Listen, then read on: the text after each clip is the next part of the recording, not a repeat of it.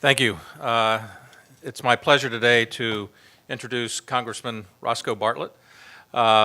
Congressman Bartlett served the state of Maryland's 6th District for 20 years, from 1992 to 2002. A graduate of Washington Adventist University, he earned a master's and PhD from the University of Maryland in physiology. I'm proud to say that my parents were and still are residents of the area that he served, although their district was gerrymandered to the 8th District in 2011. Congressman, today I'm presenting you with the American Public University and Policy Studies Organization Sword of Leadership in recognition of your efforts to focus attention on the national power grid and the threats to it. No one has really worked longer and harder than you to make those of us face up to the challenges that our dependence on the grid presents. We hope you'll continue to lead efforts to make the grid secure and that this Crusader Sword is recognition of your dedication to this cause. Thank you.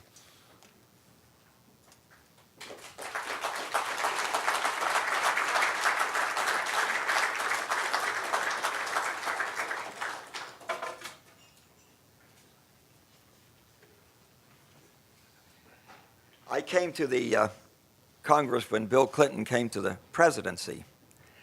And at that time, we were pretty aggressively downsizing the military.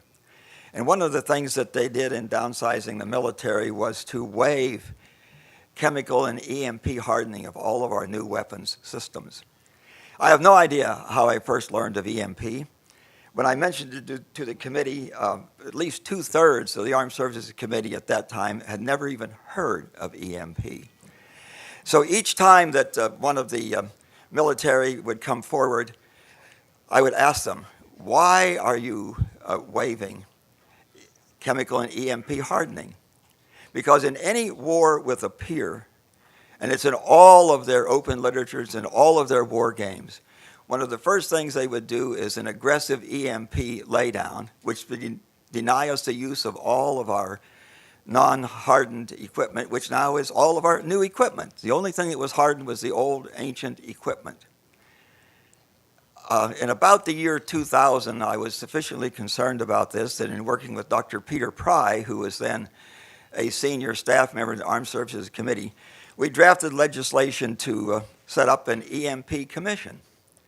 Neither the chairman of the committee nor certainly the staff director wanted this legislation. So they told us, gee, we can't do that because it would require a sequential referral. And nothing in the Armed Services Committee bill requires sequential referral. What that means is it would have to go to other committees because they have some jurisdiction there. And it would never get through those committees in time for the very early, as you notice, the Armed Services Committee bill was one of the first bills that's passed in the Congress. So I asked them, what other committees might it be referred to? And they gave me the names of those committees, and so I went to the chairman of those committees, and I got a letter from each of the chairmen saying that they waived jurisdiction of this. So I brought those letters back, and now they had to put our legislation in, and so we set up the EMP Commission. It functioned, I think, for 6 or 8 years. And I'm really, really gratified now that they are reestablishing that commission. Finally, they recognize that this is really something important to us.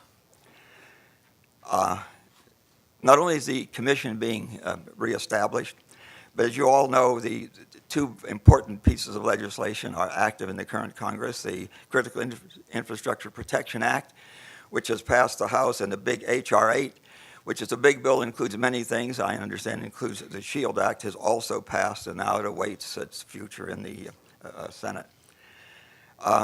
I've been very gratified that I see that a number of states are not waiting for the federal government, which has been pretty slow and I think will continue to be pretty slow. And so these states are now setting up their own programs to do something meaningful in preparing for an EMP attack.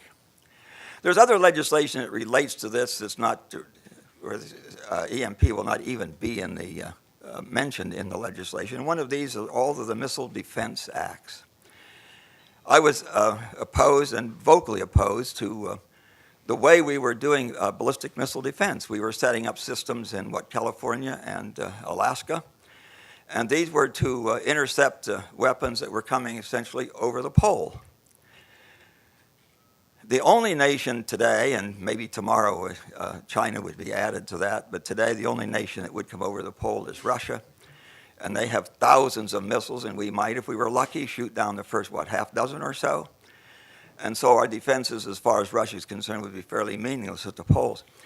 We have been watching Iran and North Korea to see when they would have a missile, a intercontinental ballistic missile, which would reach us. I always come somewhat confused by our focus on that. These people may be evil, they are not idiots. They are not going to launch over the pole. We would know where it came from. If they launch a missile at us, it's going to come from the ocean, probably from a tramp steamer off our coast. And then the tramp steamer will be sunk, and there will be no fingerprints about who did it. So whose country would we bomb if the missile came from the water somewhere? And I'm sure that that's where it would come from. Very interesting little anecdote, and I can't remember the year. I'm not very good at remembering years, but you will know the date because it was when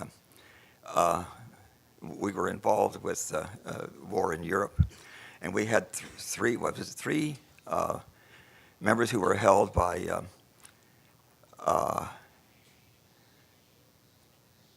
Slobodan Milosevic, and I was sitting in a hotel room in Vienna, Austria, with 8 other members of Congress, 3 members of the Russian Duma, and a personal representative of Slobodan Milosevic. By the way, they were released to Jesse Jackson. You remember there were pictures of him holding hands in a prayer circle with Slobodan Milosevic, which really disturbed our Secretary of State at that time, Madeleine Albright. One of the members of the Russian Duma who was there had been the ambassador to this country. And he sat there with his arms folded for 3 days in that hotel room, very angry. And finally he said, if we really wanted to hurt you with no fear of retaliation, we'd launch an SLBM, we'd detonate a nuclear weapon high above your country and shut down your power grid and your communications for 6 months or so. The third-ranking communist in Russia at that time was Alexander Shabanov, a tall, blonde, handsome fellow, and he smiled and said, and if one weapon wouldn't do it, we have some spares. At that time, I think it was about 10,000 spares that they had. Currently, I don't believe we have limited ability to detect a launch off our coast, and I think essentially no ability to intercept a missile that comes from off our coast. I can't imagine either North Korea or Iran launching a missile from their soil, which we would certainly identify and we would know who it came from, when they can so easily launch a much shorter range missile from off our coast where we have little detection capability. As far as I know, no defense capability. Another major threat to our grid, of course, in addition to EMP, is the cyber threat. Ted Koppel just out with a new book, Lights Out, which I'm sure you've all heard about. He says that both Russia and China are now sufficiently hacked into our grid that at any time they wished, they could shut down the grid. And countries like Iran and North Korea are gaining capability, and who knows when they might be able to do that. Of course, the third thing that could shut down our grid is a big solar storm. The granddaddy of all those was in, 1859, described as a Carrington event after Dr. Carrington in England who identified what it was. There was a near miss, just in 12? It missed us by just a few days. And had it hit our world and had it been active for 24 hours in the northern hemisphere, who knows what it might have done to civilization. The dinosaurs all disappeared a while ago, and it's conceivable that humans might follow them with an event like that. That would have been really, really devastating, would it not? That event, by the way, if it was as big as the Carrington event in 1859, would shut down all of the microelectronics in all of the northern hemisphere if it hit the northern hemisphere and stayed there for a 24-hour spin of the Earth. You know, it's very interesting. I was wondering some time ago why the aggressive use of organisms like the smallpox organism was not more addressed. Only two countries are supposed to have the smallpox virus. That's the United States and Russia. I've been assured with some certainty that China now has it. If an enemy had that, why are they not releasing this virus in our country? It would kill, what, a third of our people? It would spread very aggressive. You could easily do this. Just come here dressed in garb so only your eyes are showing and you're in the infective stage of it, and visit major public events, and it would just spread like wildfire through our country. And one of the people in this discussion mentioned that maybe they weren't doing this because we were not sufficiently prepared to address this challenge, and it might come back to bite them. That's very interesting, which means that you would have less chance of an attack if you didn't prepare for the attack, because you're inviting the attack if you prepare for it. A similar argument might be made for defense against EMP.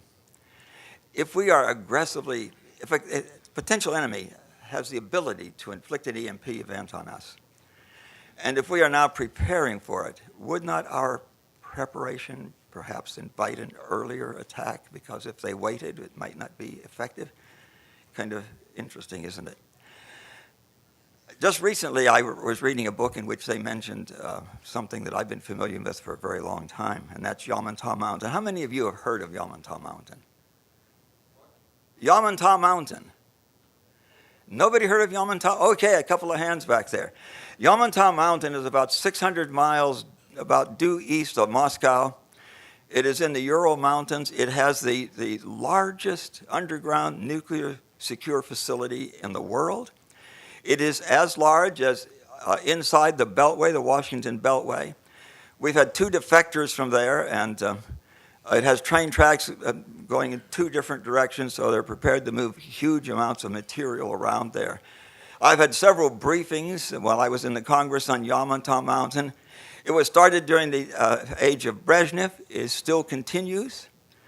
The current leaders in Russia ski fairly close to that.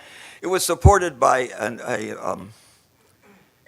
a city that does not even appear on their maps, and they have cities in Russia that don't appear on their maps. Meshkorva, they can't hide it from our satellites, of course. There were 60,000 people in Meshkorva, which means about 20,000 people working on Yatom Mountain. Today, I think there's about maybe 20,000 people in Meshkorva, which means about 6,000 people working on Yatom Mountain. What in the heck are they doing there?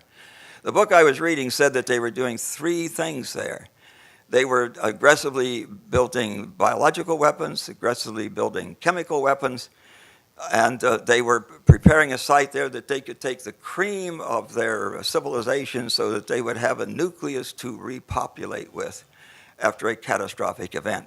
Whatever they're doing in Yatom Mountain, it is very disquieting, is it not? It's a very secret program. It doesn't appear in any of the budgets. Obviously, it cost a great deal of money. Imagine something as big as inside the Washington Beltway. Huge nuclear secure underground facility. What in the heck is it for? The last briefing I had was that third use, that they're going to bring the cream of their civilization there to repopulate after a catastrophic event. Whatever the intended use of Yatom Mountain is, it is somewhat disquieting, is it not? Well, I couldn't be more gratified. When I started this journey, 2/3 of the members of the Armed Services Committee have never heard of EMP, and now we have a room full of people committed to making sure that we do something to prepare for this. Thank you very much.